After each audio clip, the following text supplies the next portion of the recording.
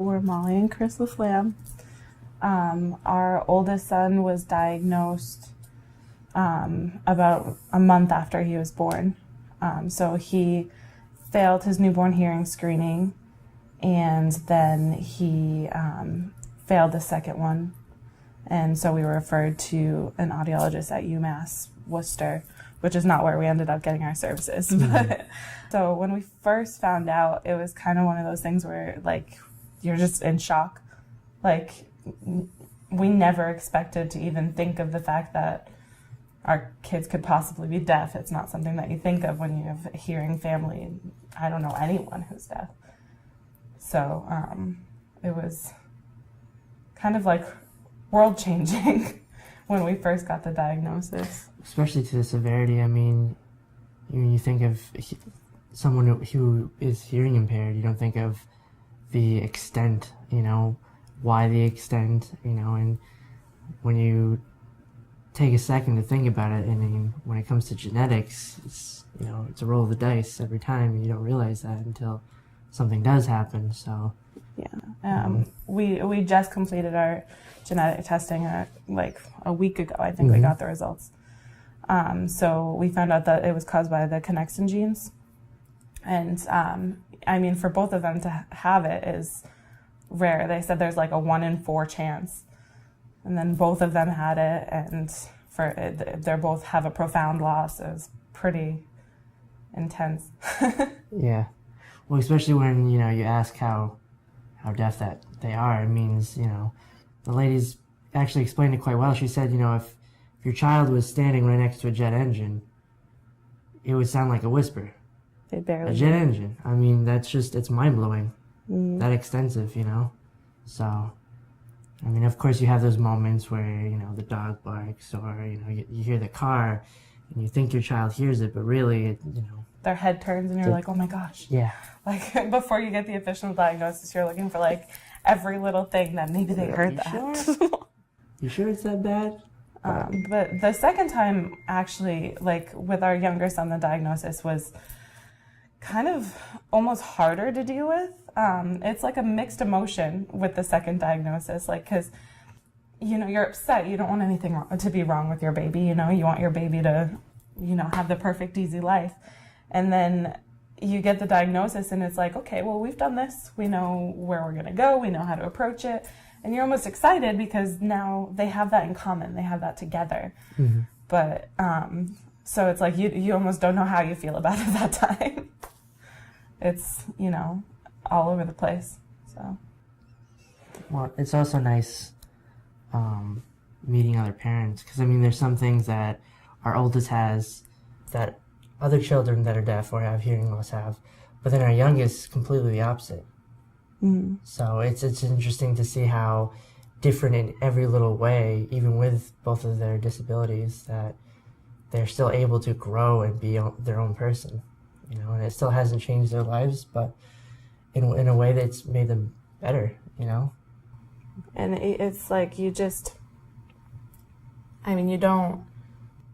know how to approach things, like random things, like my son is having trouble sleeping, and any parent could Google information, but with us, you Google it and it's like, tell them this, or say this to them, or sing them a song, and it's like, wow. Every single one, and you have to actually go to these blogs with other parents that are having the same issue, and then they'll be like, hey, this is what I did, it may or may not work, and it's been helpful, but it's hard to have to, go through, 12 different sites to actually find information to what you're looking for.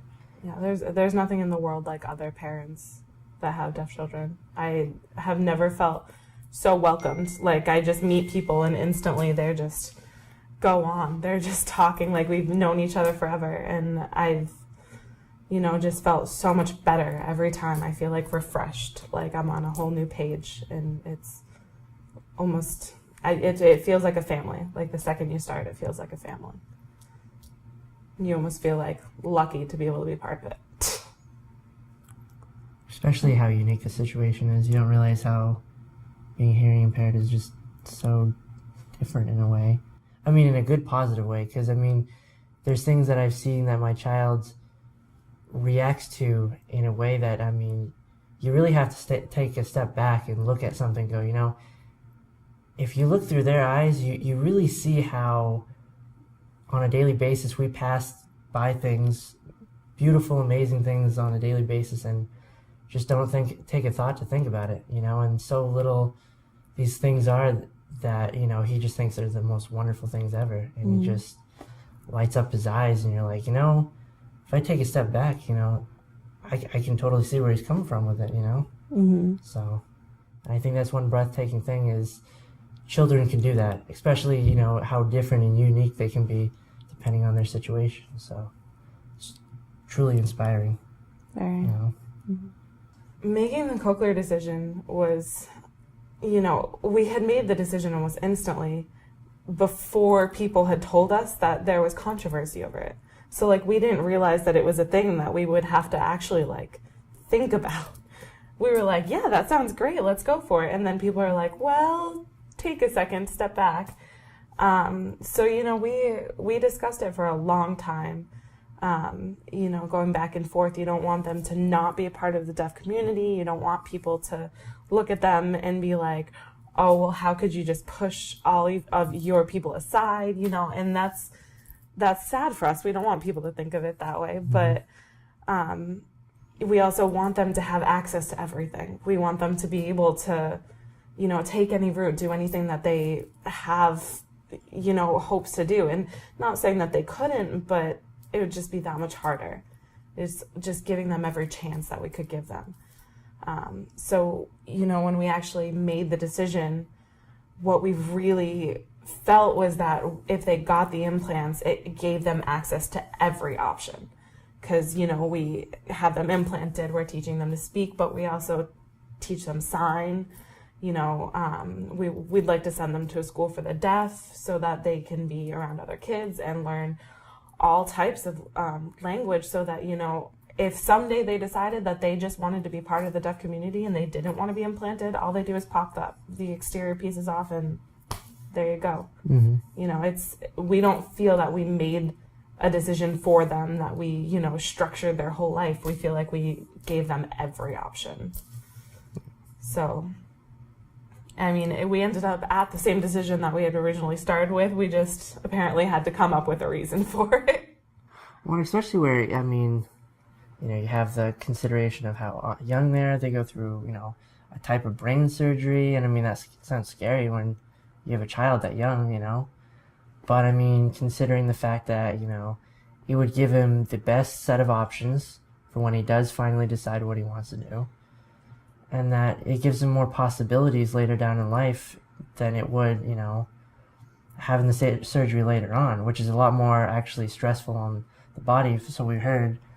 Mm-hmm. So, I mean, yeah, we figured, you know, now would be the best this age, chance for them. We were fighting him the day after surgery to sit down. We were like, you can't just run around with these bandages on. He has bandages that are like this big off of his head, and his whole face is squished. It was so funny. But he's trying to, like, run around. We're like, you need to sit. What are you doing? Like, the recovery is crazy. Normal self, just being a goofball. Always. Driving us nuts. You know? But that's him. That's how he is, you know, so. Mm-hmm. He was implanted in September. His birthday's in August, so it was almost exactly 13 months. He was implanted, so he had his 1 year hearing anniversary last month. Mm-hmm. So. No, this month. Was it? Yes, this month. Sorry. Yes, that was.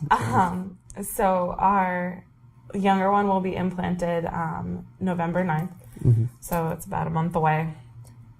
So right now we're in the pre-op point. We've done about 1,000 appointments, and we're just nearing the end. Yeah, so. Feels like it's all we've done for the last 2 years. Especially with all the appointments, you know, they're like, you know, this is the end goal, and this is where we'll eventually reach it, but every appointment, and it's just, you know, especially with our oldest, because he has now the implants, it gets harder during the day because he gets overstimulated, so, you know, it's one of those things where it's nice having them, but it's nice also being able to take them off every now and then for him, you know, so, because you don't realize, you know. We like hearing breaks. Yeah. He enjoys functioning it. breaks. Yeah, because if he doesn't get them, he'll just be like, no, I'm done for the day. So, but it's exciting and nerve-wracking because it's when you get up to that day of the surgery, then you're like, make sure everything's fine. You have to wait until he's done, and then you can see him after, and he looks like a mummy. He's got bandages all over his head. It's scary. It's a scary thing. Yeah. Like, even now, going into it the second time, it's scary. Like, I'm afraid. They don't even care. Like, baby sleeps through the whole thing, wakes up, feels back to normal, but I'm just like there's something on my head. shaking It's for weird. days. Yeah. But, no. It'll come out fine. Mm. You're a happy little, lovable bundle of joy.